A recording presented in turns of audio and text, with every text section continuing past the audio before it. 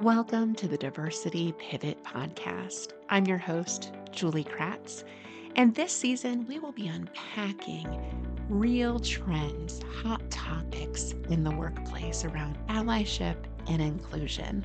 Our goal is that each week you leave with tangible tools, information, practical strategies that you can take back to allies at your organization. Let's dig in to this week's topic.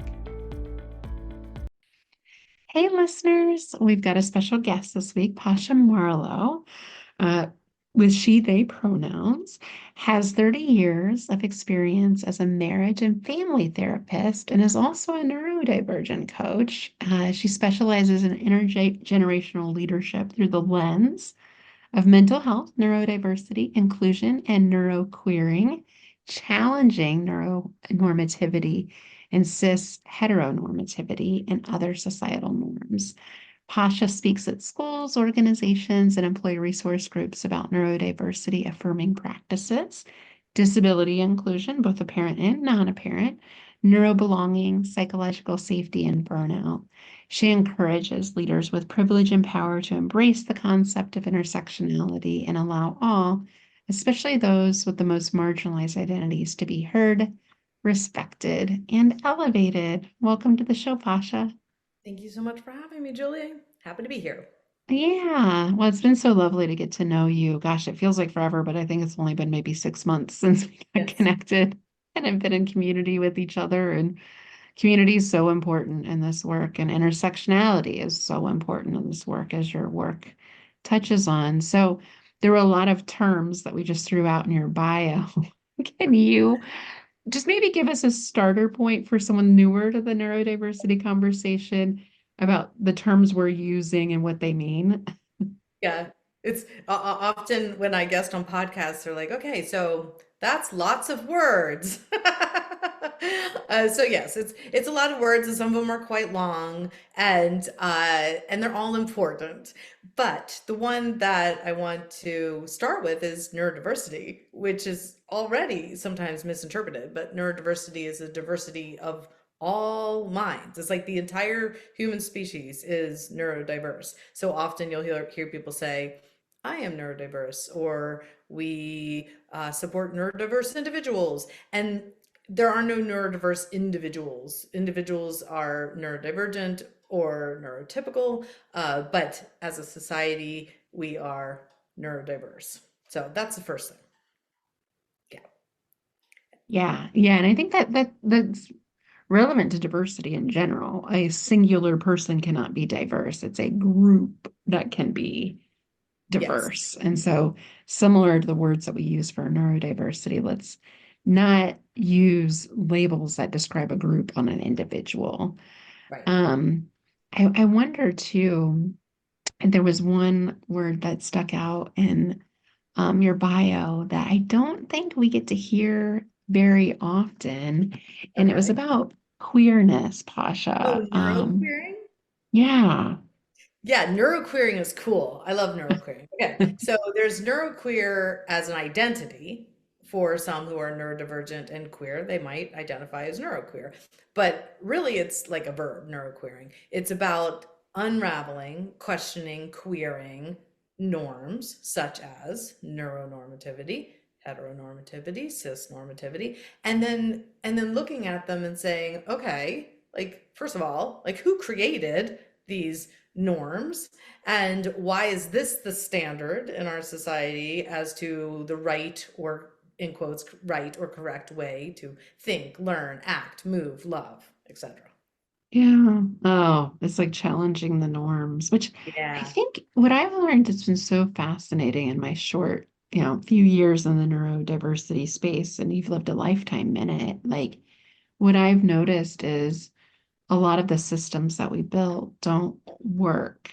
Well, they don't Mm, work well for anyone except for the people that built them, but especially for folks with neurodiversity and taking that lens, you look at one system and then you think about the interplay of other systems and other dimensions, and it gets really funky real quick in a cool way, but mhm. it can become complicated. And I think one thing I've heard about, and I love your take on this, is once someone understands they may have an aspect of experiencing an aspect of neurodivergence, autism, Asperger's, ADHD. And I know there's way more than that. We don't want to pigeonhole those three, but those seem to be the big ones that people know. Then there's more of a likelihood, and correct me if I'm wrong here, that someone might also question other aspects of diversity, like queerness, for Yeah. example.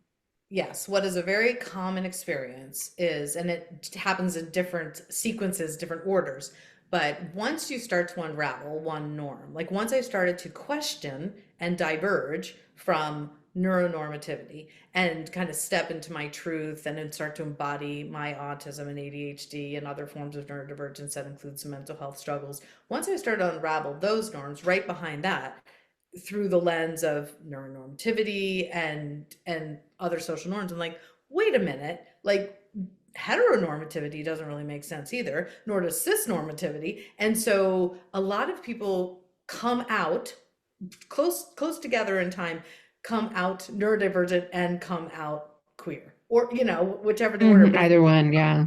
especially for midlife adults, and even more specifically, midlife women or somebody who was raised socialized female, because we're masked and our social and our gender norms are different from what we can then later, some people would deem as disordered or and start to pathologize or stigmatize, but we're asked to be quiet and good and not disrupt and to follow a certain path like getting married, having children. And so sometimes in midlife, maybe once we're no longer married or not making babies or at a certain point in our life where maybe with menopause, like hormonally things shift, there's a lot of things that could happen.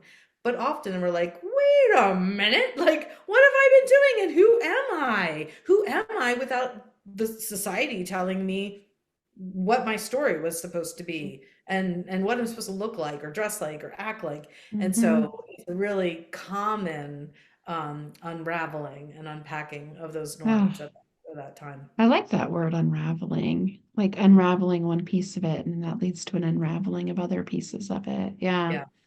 It's Hmm. fascinating. That is such a fascinating experience, especially when you thread in being a woman with Hmm. neurodivergence, because the masking, so the word you use, masking, is a common word we use to describe somebody that, if I'm saying this correctly, experiencing neurodiversity that is basically covering that aspect to blend in. Is that Yeah, two things. One is you don't experience neurodiversity because we're all neurodiverse. So right? yeah. But if you are neurodivergent and you're Are experiencing neurodivergent. Okay. some societal, stigmatization, pathologization, oppression of your neurodivergence, it's risky. It's not always safe. You don't get the job, you don't get the relationship, you don't get the raise. Sometimes we're bullied or harassed. Sometimes it's literally not safe to be fully unmasked. So I think it's great to, aim for an unapologetic life of unmasking. And there are many times I still mask my neurodivergence and my queerness, depending on what state I'm in or who I'm in front of. And I think that's, reasonable.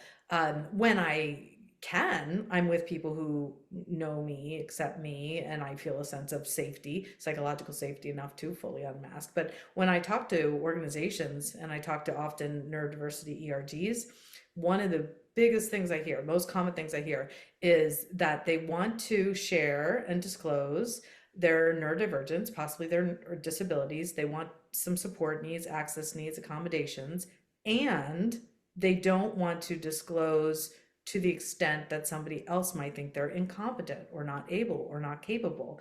Don't want to lose out on getting the promotion, getting the raise. And so it's a fine line and it's a challenging dance, and it depends on the culture of the organization Yeah. and leadership. Yeah, Mhm. I can imagine it feels like a risk. Like, are they Yeah. going to accept me? Are they going to think I can't somehow fit the job description? Yeah. Is it gonna limit my chances of succeeding, of getting promoted?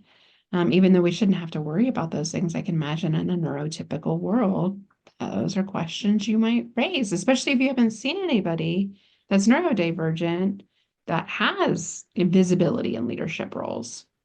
Yeah, and everyone comes at this with their own lens. And so, there's going to be stigma and implicit bias and microaggressions all over the place, depending on what stories somebody in front of you was told about Hmm. neurodivergence or mental health. Because the neurodivergent umbrella includes, as you mentioned, way beyond autism and ADHD and dyslexia. It's mental health challenges, it's everything in the DSM. It's pretty much everything we call disordered and cerebral palsy and epilepsy and traumatic brain injury. I mean, it's really expansive. And so it's everyone that diverges from society's idea of the normal way to think, learn, move, act, love. Hmm. And so that's quite a number of people. And often when I talk to organizations, people will realize that the resistance they've been feeling and the struggle they've been feeling and the othering that they've been feeling is related to a neurodivergence that they didn't even recognize. Because there's a lot of that imposter syndrome, like, am I neurodivergent enough to call myself neurodivergent? Am I disabled enough to call myself disabled? It happens in the queer world too. Am I queer enough to call myself queer? Right? Especially if we have a hetero-facing lifestyle. And so, yeah, it's really similar. It's really similar. Hmm. Um, Wow, that's interesting. So you can parts of things that work in one identity can work those strategies that and especially widening of the umbrella. I love that metaphor of the umbrella, which you do a great job when you speak, Pasha, about it isn't just autism, right?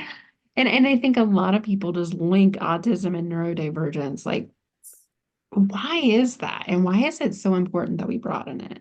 Yeah, well, it's very common, unfortunately. So the where this shows up and where it's the biggest problem, and frankly, the autistic community has kind of led the way and paved the path for talking about neurodivergence. So I think that's why a lot of people link it, because perhaps that's when they started hearing the word neurodivergent, and perhaps was from autistic advocates and allies. So maybe that's where it came from. But often people think neurodiverse is a synonym for neurodivergent, which it's not, because neurodiverse includes neurodivergent and neurotypical. And more often than not, people will think neurodivergent is a synonym for autism. So the problem with that is a lot of Fortune 500 companies and beyond, like 30%, have started neurodiversity hiring practices. That's great. First of all, that means all people, but whatever, like, put that aside. Even if they called it neurodivergent hiring practices, most of them still mean autism. So you think it's this inclusive thing. So let's say I'm somebody who's neurodivergent. I'm like, a neurodivergent hiring program, that's awesome. And I go online and I do all of the paperwork and all the forms. And I'm so excited they're inclusive to neurodivergence. That's great. That's great. And then you get down to, like, what roles do you want? And it's like coding, IT, like something on the computer in a basement for 10 hours. Never working with anyone.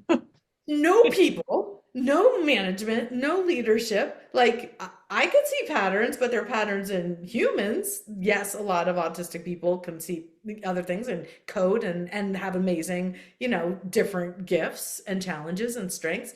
But if they're hiring, only if they want to hire autistic people, then they need to call it an autism hiring program. Because otherwise, what they're doing is excluding a whole bunch of people they were meaning to include. Because even if I am autistic, I'm not going to want to be in that organization, because that's a big red flag that they don't even know the language, the inclusive language, the accurate language. So they're not going to be able to fully support me. They probably don't even understand it. And so I think about hiring, retaining, supporting, and elevating. And if you're back in, like, using the incorrect terms, you're already, shooting yourself in your foot, or whatever the phrase is. I don't know the idiom. I know there's I probably know a I better use way to say that. metaphors all the time. I'm like, is that an inclusive metaphor? I don't that one It's being not. other I than mean, the it was a violent violence of metaphor. I shouldn't shooting have said. yourself. Yeah, I know. I was thinking of another one, and I was like, okay, I could either pause for 10 seconds, or I could say the one that has some violence in it, which I Well, shouldn't.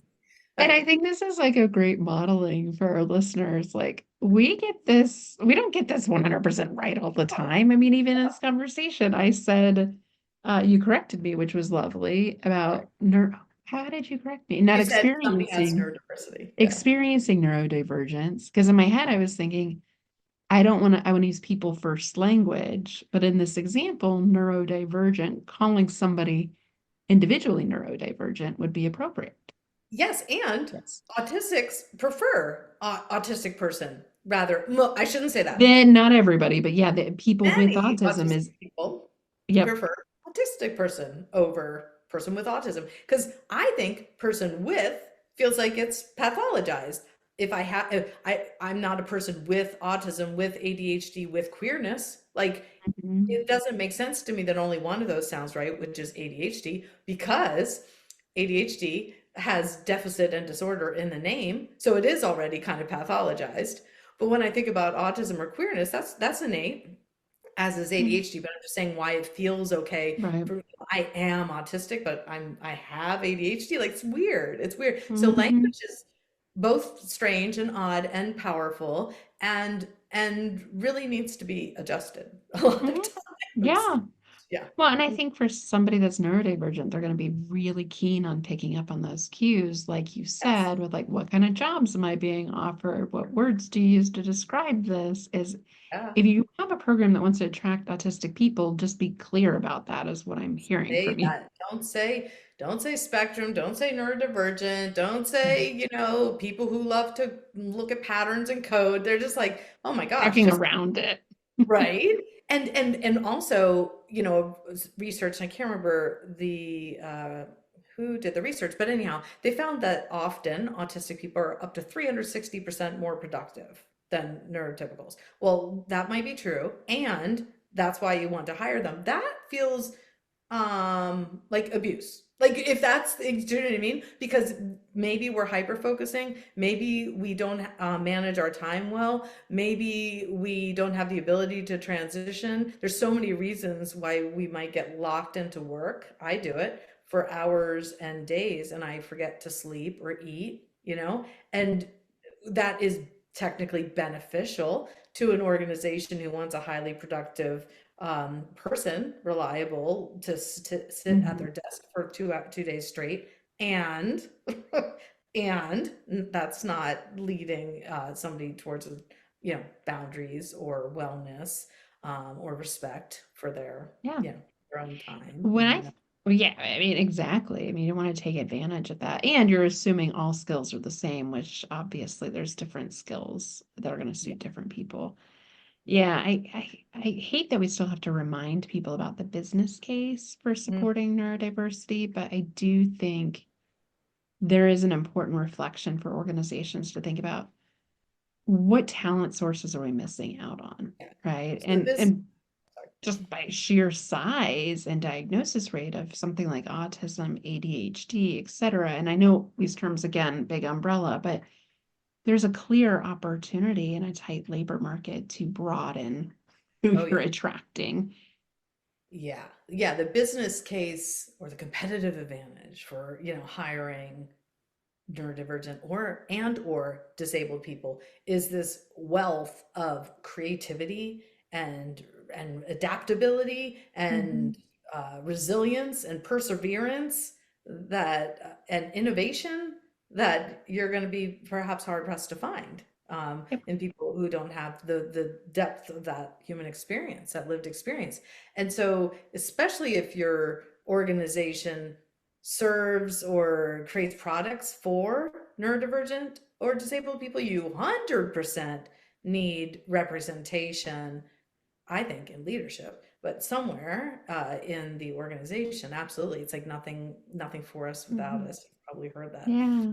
phrase. Yeah. But yeah. And we've had some conversations on the podcast before just about the alarming underemployment rate of Yes. folks with autism and to your point, overall neurodiversity. We're not doing a good job of embracing all the cognitive differences. And to your point, everybody's brain works differently, right? So when we make the workplace work for different types of cognitive abilities, you're making it work better in general for most of the people. It's not Yes. costing you necessarily anything. Yes, with inclusive design, you solve for one and serve many. So let's say there's somebody who needs noise canceling headphones on your team. Like you're solving a big problem for that person who has a lot of sensory overload and needs to focus. But no doubt you are also serving many, many other people who might, to a lesser extent, but still really appreciate, a quieter environment, less distraction, easier focus. And so sometimes we offer these accommodations and we think it's special treatment or privileges, but it's not. It's just making an equal and equitable opportunity for somebody to thrive at work.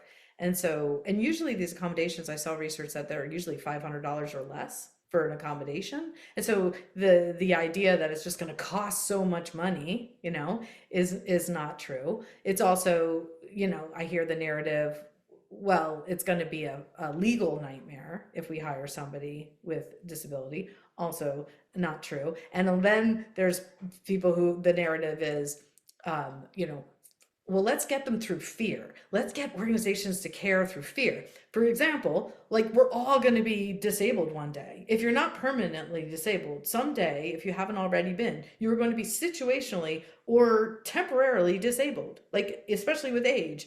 And they're like, so it's going to happen to you sooner or later, so you better care. It's like, I mean, true. And that's not a great way to inspire or motivate change, right? So that's a discussion we have a lot in the community is like, how do we get people to care? When it's when they're thinking about money and profit. So then we talk about turnover and like you said, like an untapped workforce and not just hiring, but retaining the talent and Gen Z coming in hot, no Mhm. doubt. What is it going to be? 58? Wait, is it 38 or 58% Gen Z in 2030? I think it's 38% of the workforce will Mhm. be. Either way, Gen Z is highly inclusive, disruptive in the best of ways, neurodiversity and gender affirming for Mhm. sure. And they're not going to sit around and wait for a company to like figure out inclusion or Right. belonging. And they're on it and they value entrepreneurship. So if they can go and create their own cultures of neuro inclusion with neurodiversity and gender affirming practices, for example, they're going to do that. They're not going to work for an organization that doesn't value them as people. Yeah. So I think if it hasn't already shifted, it will continue to be more important for organizations to kind of wake up to this idea of creating cultures of neuro inclusion. Yeah. Yeah, it kind of reminds me of the conversation with neurodiversity now, kind of reminds me of the conversation we were having maybe about LGBTQ plus 5, even 10 years ago. It's funny Mm-hmm. how things come in waves, but you're right. Yeah. Young people, heightened sense of awareness around these things, the chances of them knowing somebody that's not experiencing, knowing somebody that is neurodivergent is just extremely high. Mm-hmm. It's interesting in the allyship work I do, it's always this tether of business case, human case, business case, human case. And it's like, I'm a firm believer both of those things are really important. I mean, I'd hope the human case is more compelling, but like, You would think. and Yeah. I think too, people think they don't know somebody that's neurodivergent, and the chances of that is extremely low. That would be like saying you go to a therapist and you get a diagnosis of something in the DSM, in the Diagnostic Statistics Manual, or Yeah, anything that is labeled disordered or mentally ill. I'm putting that in quotes. Like, really? You don't know anybody? I no, that can't be. right. Like that's like when I went to a conference recently and they didn't use gender pronouns and I asked them why and they said because they didn't need to because there was nobody trans in their organization. And I'm like, okay, first, that it's It's not not the only people that use pronouns. right. They're not the only people who use pronouns. It's not just for trans people. No trans people will come out in your organization because it's not psychologically safe, or no trans people will want to join your organization because you don't use pronouns. They're going to be misgendered right away. And as an ally, I don't want to be here because you don't have pronouns on the name tags. There's no gender neutral bathrooms to use. These are this is a big deal. And until it's in front of you as a problem, like we don't need to wait for a problem to create a solution No. ever. So, yeah. Well, and Pasha, I wonder to that end, if organizations, you mentioned a lot of different symbols or ways that they can signal they want to be more inclusive of neurodivergent folks. What might be some, and not that you can wave a magic wand and, check the box and do these things overnight, but you mentioned accommodations are usually very reasonable in price. Yes. Having people, neurodivergent people, is probably not going to cause you legal problems. You mentioned some great, I think, dispelled a lot of the myths that people have. But if companies were to invest in this, which they should, Hmm. what would you want them to do? Yeah. So I would want them to include obviously neurodiversity affirming practices, gender affirming practices, because the correlation is so prevalent, disability inclusion, and mental health, like not just awareness, but help, like whether it's therapy is available or time off for mental health days, like those things are quite important. Flexibility, such as remote work, less meetings. So there's less transition. So there's less time lost in the energy and spoons that's required to make those transitions, to change your brain from meeting to the different brain, blocks that we use for emails to focusing on creating a report is very challenging for all people. This is one of those things like solve for one, serve many. Less meetings would probably help a lot of people. Um, Making sure that you're non-performative. So if you say, you're inclusive to all or inclusive to neurodivergent people, and then you're only talking about ADHD, autism, dyslexia, that's going to be certainly exclusive. Or if you don't expand it to mental health challenges, asking people how they prefer to communicate. Do you prefer to communicate through email or in person or text or phone call or Voxer? Like there's so many ways. Um, the work environment could be, one person's going to want quiet headphones, walls around them. One person might love a cubicle, like seriously love a cubicle. And another person might want more open air, might want to look out a window, might want a plant.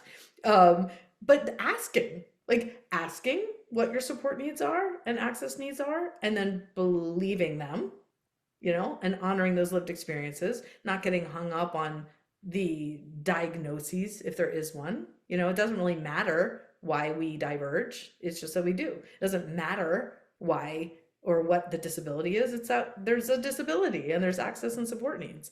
And so assuming competency would be great. I could go on. How's that? Yeah, that's so great. No, it's just I love that. I love that question. It's one of the questions I love to pose to leaders is just ask your team, what does support look like for you Right? before making an assumption. So Yes. if I was operating off stereotypes with somebody, again, using the simplest example, autism, and I have that autistic daughter, so this is that, I do people too. make a lot of assumptions, right? She doesn't look autistic, or how bad is it? It's Oh like, dear. It's like yeah, it's automatically bad. Is it yeah, a little bit bad or is it a lot bad? yeah, like when did you know something was wrong? Oh, so It's scary. This is very wow. confusing. These are Like, conversations I'm having right now. yes. And I just Yep. like, well, I don't think it's a bad thing. And find a way to subtly correct somebody because you don't want anyone to feel, that they've done something terrible, which, they got to learn. But I see this with managers a lot, especially if it's their first neurodivergent person, right? They're like, the first transgender person, it just throws them like completely like, oh, the bathroom. We just go right to the most polarizing, Stereotypical. weirdest assumption that society can make Yeah. and just assume. And I could see with somebody with autism, be like, oh, okay, you like to work alone. Oh, okay, I'm gonna get you on data projects. I make sure you have headphones. Just all these things without being like, hey, what do you need? Yeah. Just hey, Yeah. what And does this then look like for you? How can we create a successful work environment for you? What are some things that are exactly. important for you to thrive? And like you said, meetings. No one's thriving in meeting culture where there's meetings 5, 6 times a day. Your brain just, no brain is transitioning effectively after that many meetings. It's just not, right? So, like, meeting boundaries is what I'm hearing for you. Yeah. Physical office considerations, virtual work. expectations. I think just being super clear about availability and communication channels and how we're going to communicate and reach each other and what's Mhm, the expected response time. Because mhm. somebody's not, like you said, always on, and that's not helpful for anyone. So, but having clear expectations. And I love that you're Um, saying clear communication because if somebody says, uh, we need to talk 3 o'clock, whatever time it is, it could be 9 a.m. From that point until 3 o'clock, I am going through a million things that are going to happen, and none of them are good. I am worst case scenarioing it. I'm catastrophizing it. I'm definitely getting fired. Probably shouldn't work, and I'm probably unlovable. Like by 3, I'm done. I'm toast, right? And so a little clarity would be good. What are we gonna? Can I ask what we're gonna meet about? Like, yes, I will ask that, but they should not be so right. ambiguous to begin with, right? So some clarity to close the loops is very, very helpful for many people. Honestly, neurodivergent or not, clear communication is kind. But I'll say specifically with autism, an open loop without clarifying questions is really uncomfortable. It's really uncomfortable. And so, yeah, offering clear, concise communication, Yeah. Yeah. written, So helpful. verbal. And this is another example. I love your phrase, solve for one, serve many. It's another example how clear communication works better for everybody, Mhm. and how that's just a good management strategy. Um, Pasha, in wrapping up today, which, of course we could talk longer. I love talking to you. I always learn so many interesting things.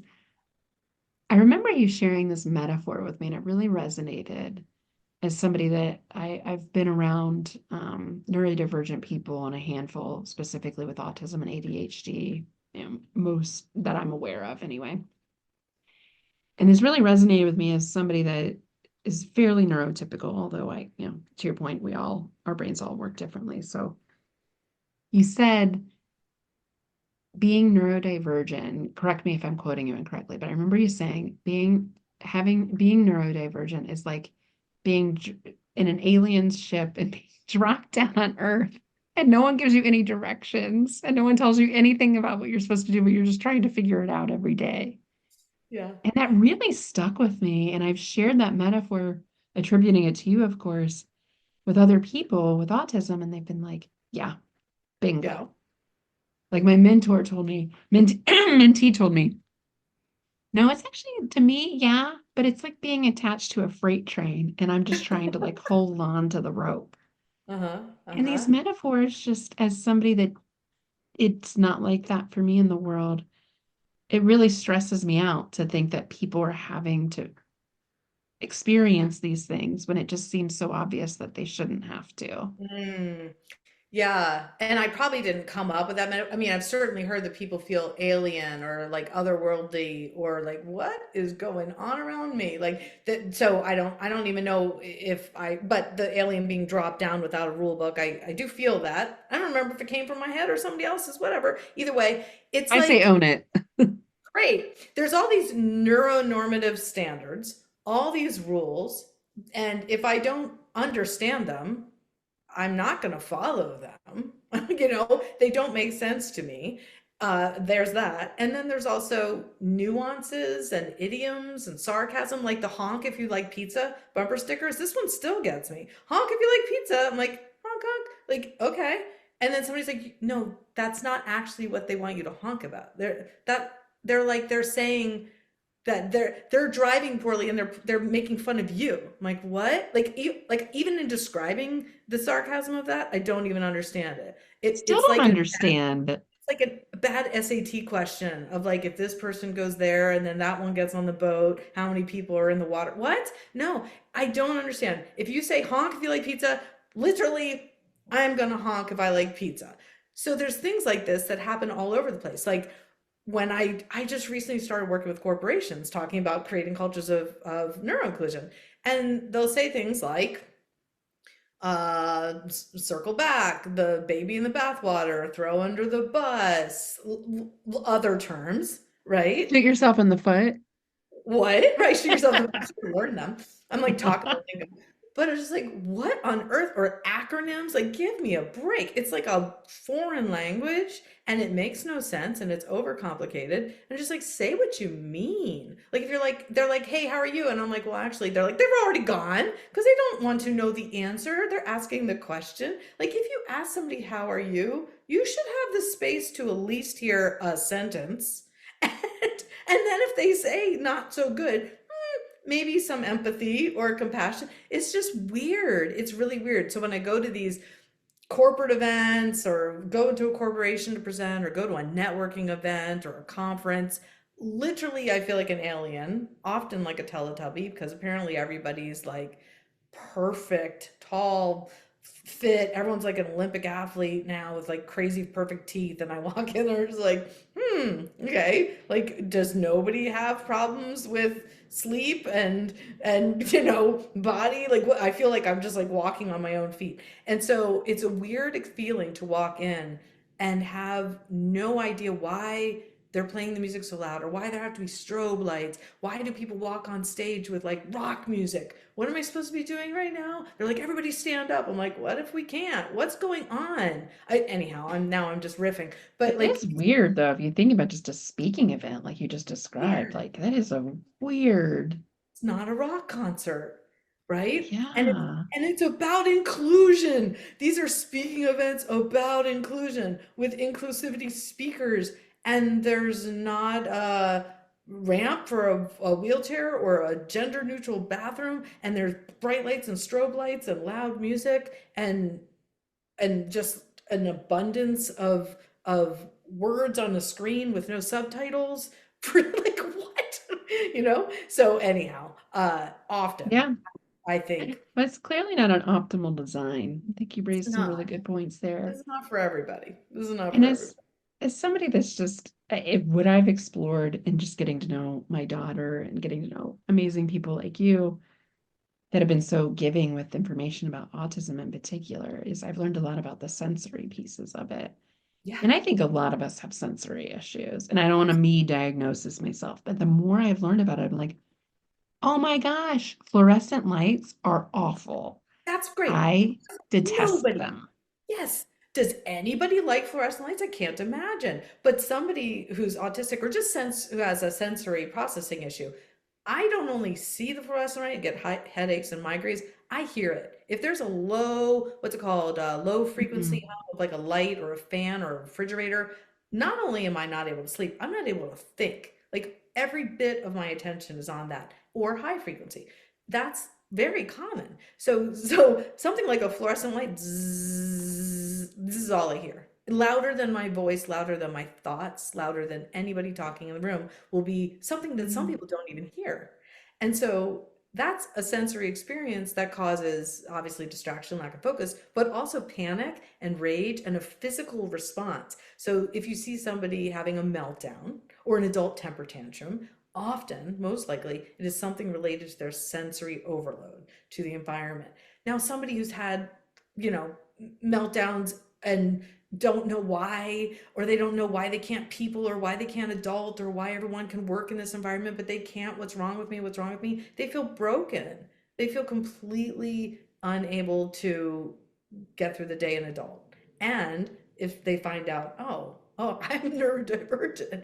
Oh, I have sensory processing issues. We don't want to throw labels on everyone yet. If you have identity as neurodivergent, you can certainly then connect with other neurodivergent people, find resources, find information, have a sense of validation and empowerment and belonging. And hopefully over time we won't need these labels so much, but for right now, they're Mhm. really serving people well to be able to find their community and find resources Mhm. that have been not as available until very recently. So yeah. Yeah, I think that's the exciting part of this work is what's possible with this awareness, with the advocacy, with Gen Z, young people, people like you doing the work. Like, I'm really hoping that this conversation can go more quickly than, conversations about race just continue to go backwards and forwards. Gender, we're not making headway. Like, can one of the dimensions of diversity, please, somebody figure something, one of them out? And I think this one has a good chance because it You does think? affect a lot of people in the dominant group as well, which is It's it's interesting. kind of sad. I hate saying that out loud, but the more people we have in the dominant I group mean, that there's white experience people who are neurodivergent. exactly. Yeah, yeah. And I mean, yeah, there's an unraveling of capitalism, colonialism, white supremacy that we can get Mhm, into related to neurodivergence and mental health. However, you're right that some people have the, privilege of presenting, you yep. know, and in a way where they might be heard. I am often told that I'm like a spy or a translator or like undercover Mhm, because I'll speak to like a Catholic university about neurodiversity and just slide in some, gender affirming work or things that might not be like the lead in my marketing, mhm, but I look safe to a lot of mhm, people and for different mhm, reasons, right? And so I can present this message. And the other side of mhm, that is I really wish there were many other people with more marginalized identities, and less representation that would be able to stand up and speak. So I'm like using my platform and I'm glad I have it. And I'm glad yep, I'm a safe person to listen to. But, right. I don't wish that I was always the one on stage. I would love to be Yeah, able. I get it. I get it. It's like Yeah, whose comfort are we prioritizing here? exactly. Hmm. And the package of which I'm in seems to suggest some comfort for some. I feel that. Yeah, I feel that. yeah. Well, Pasha, again, this is so fun, and I'm so thankful for your work. I know you're wanting to speak more. So Yes. tell our listeners how they can hire you and what's a good fit. What kind of things do you like to speak about? Awesome. Yes, I love to do keynotes or workshops or trainings or talk to your ERG groups, any of it, all of it, about creating cultures of neuro inclusion. Neurodiversity 101, how to hire, retain, support, and elevate your neurodivergent, disabled, or LGBTQIA plus talent. Um, and all of that always comes through the lens of intersectionality and mental health and psychological safety. So I love to, and burnout. I mean, I love to talk about all those things, but it's always through those lenses because I have a lived experience as a multiply neurodivergent person. So I'm gonna come in with that lens. But I hope that my presentations are informative, but also relatable and entertaining. Even though I use a lot of words and big words, I tried to explain them in a way that will make sense to hopefully most people. And I have a lot of fun. I bring a lot of humor into Oh, my presentations. So I usually hear people say like, "Thank you. I finally like feel like somebody was talking to me," or I hear people say, "I think I can finally talk to my manager about accommodations. Thank you for giving me words to use when I'm in an interview. Thank you for giving me words to use when I'm talking with my coworkers so I can collaborate more." So it's been really fun and powerful and really interesting dynamic work. I'm on LinkedIn under my name, Pasha Marlowe. You can easily find me there.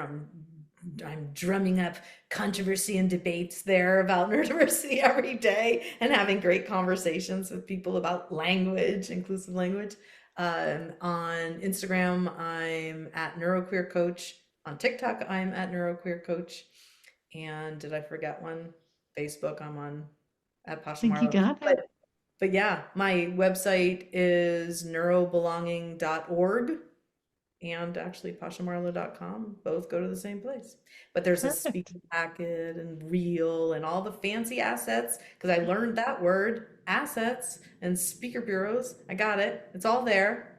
I'm ready Speak to it roll. real. Yeah. Competitive advantage. I got all it. I got all it. Yeah. It is funny, the idioms and just the Oh, phrasing. And like you said, how bizarre situations are when you really remove yourself from them. Like, why do we do it that way? Really good stuff. So I can attest, I have heard Pasha speak to one of our DEI community events, and it was fascinating. I mean, just fascinating the way you're so approachable and candid and really informative all at the same time. So it's a rare gift to have all of those things and the lived experience all in yeah. one speaker. So I can attest to Pasha's work and allies if you're looking for dynamic content, intersectional content. I think this is definitely the way to go for your next conference, speaking engagement, employee resource group event. So, Also, I always forget to say for 30 years I've been a therapist, like a mental health yeah. professional. So, Oh, yeah, that too. oh, and Yeah. that. So yeah.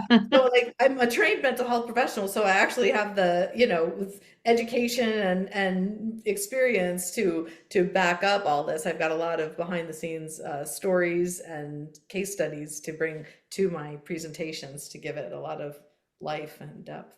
Mhm. Yeah, yeah, the realness, the authenticity. That's awesome, Pasha. Well, thank you for being a guest on the podcast. Thanks for having me, Julie. Thanks, everyone.